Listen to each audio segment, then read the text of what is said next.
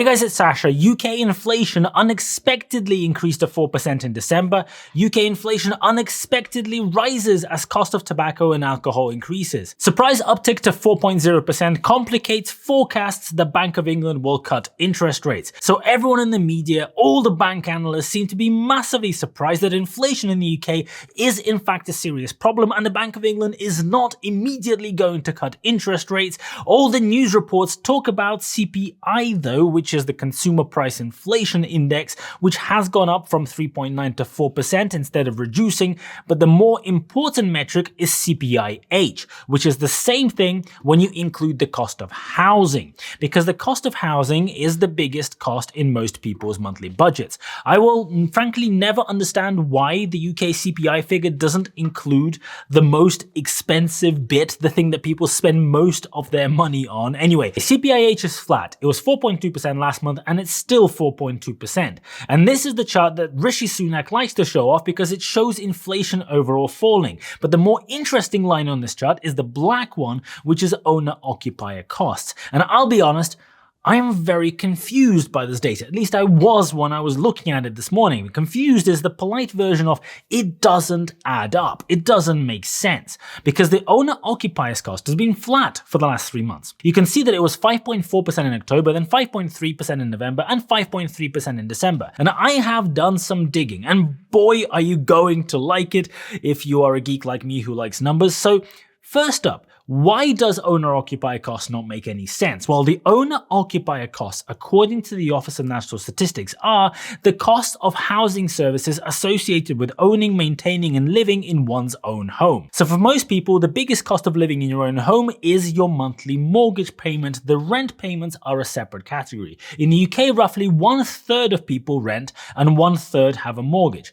And here's the issue. I did some analysis before using interest rate data and mortgage data to find out when people's mortgages are going to increase, when people would start suddenly paying a lot more for the same mortgage because they're coming off their fixed rate. And I did a graph of the relative payment shock that people would be experiencing. You can see that Q4 2023 is pretty much at the peak of this graph.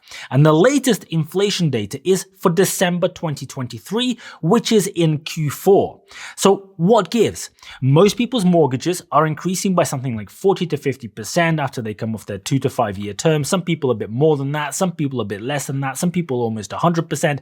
And almost everyone, you don't believe it either, do you? You just do not believe these numbers.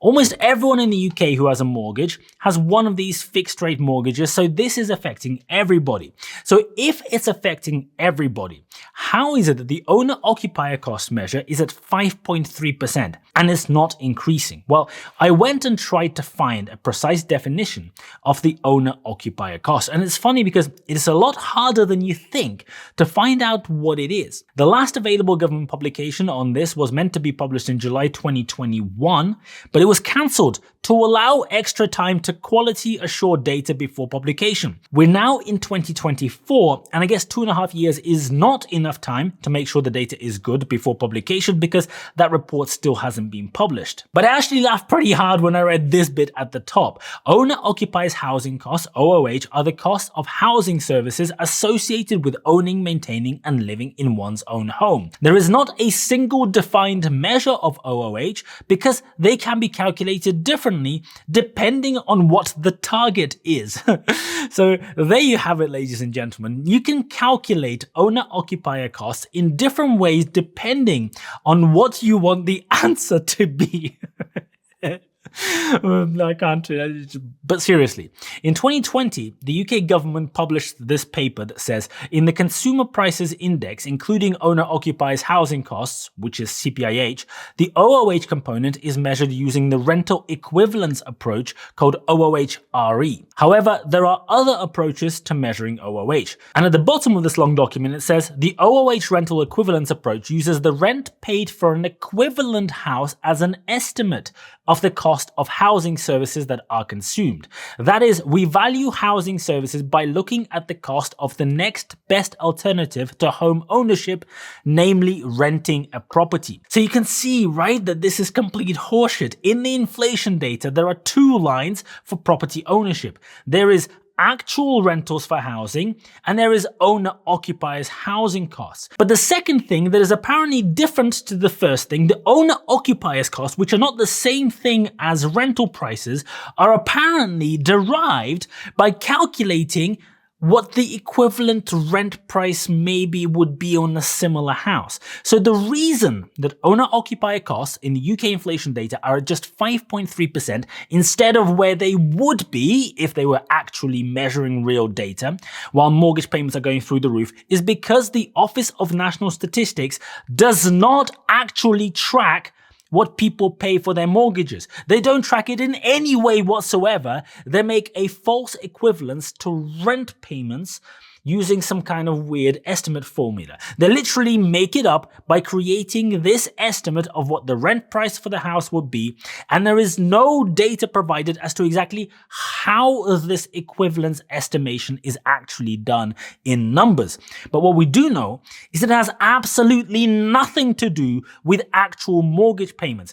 When actual mortgage payments are increasing 40 or 50%, apparently the equivalent rent on that house is only going up 5%. Now, depending on which data you use, the average mortgage payer in the UK spends 30 to 40% of their take-home pay on their mortgage. And this is by far the biggest part of the monthly budget of those people. It's the biggest single expenditure. And the Office of National Statistics has made up a special category to measure how much people pay in mortgages. So you would expect, given that they've made up this special category, for them to actually measure. But instead of actually measuring how much people pay for mortgages, they make it up so that they can massage the numbers when it suits them. Now, it's not hard. The Bank of England, the FCA, the PRA already get a data feed from UK banks and from UK building societies. If they want more data, they could request more data. It really would not be hard at all to take actual mortgage payments that people make, or use surveys, do whatever,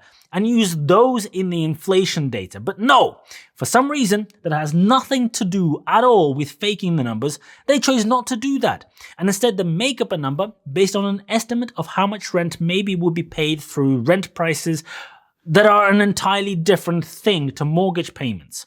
So the truth is, even if people are paying 50% more for their mortgages, which they are every month, this is happening to people, you won't see it in the inflation data because it's not represented in the inflation data. In fact, it is, but the number behind it is fake. And inflation data will say that everything is great, inflation is down to 4%, even though you are choosing whether to heat your house or put food on the table because your mortgage payment just exploded. This fact makes Rishi Sunak's celebration of halving inflation even more disgusting, because this inflation data is not what people are actually experiencing. So the inflation data that we see every month is massively flawed, but let's look at the data in a bit more detail anyway. On this chart, you can see the contribution to CPIH from the various different components related to housing. And you can see that electricity, gas, and other fuels is pushing overall inflation down by almost 1%.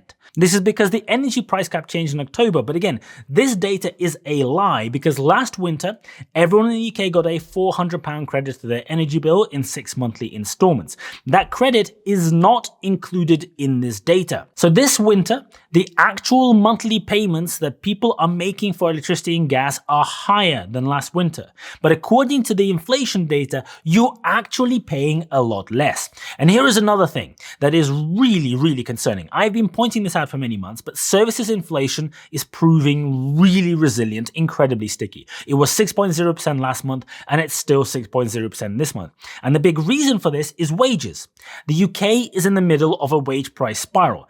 But new data came out a few days ago, and UK pay growth slows as inflation pressure weakens. Celebrate! Wage growth in the UK is apparently slowing down. We should pop the champagne. Except the only reason that it looks like it's slowing down is because it spiked artificially in the summer when the NHS and some other public sector workers got a huge pay bump and a one-off bonus payment. You can see it on this chart. The light blue line is the public sector total, which includes the one-off payments, the bonuses. And it's really high last summer because that summer a lot of NHS staff got those one-off bonus payments. And right now, junior doctors in the UK are holding the biggest strike ever, demanding a 40% pay increase.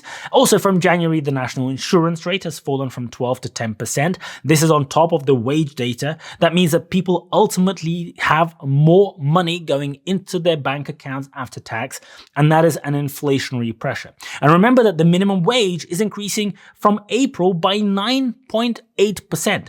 So everyone earning the minimum wage will see their wages go up by 9.8%. And many of those who earn just above the minimum wage will also get caught up in that increase. If you earn, say, 2% or 5% more, then your wage will have to go up as well. And many people who earn above the minimum wage will demand that they continue being paid above the minimum wage. So those people earning whatever it is, just above the minimum wage, will also be going up by 10%, or in some cases more, depending on how those negotiations work. This is going to be a real problem, and we should probably be seeing it in the data. And when that comes through in the data, I am sure everyone's going to be very surprised. Now, unfortunately, the problem with the wage price spiral is that it is not going anywhere this year. We can see it already from the data that we know. And as a result, neither is inflation. Whether the UK government reports the real inflation data that actually includes how much people pay for mortgages or not, it ultimately does not matter what the statistic says.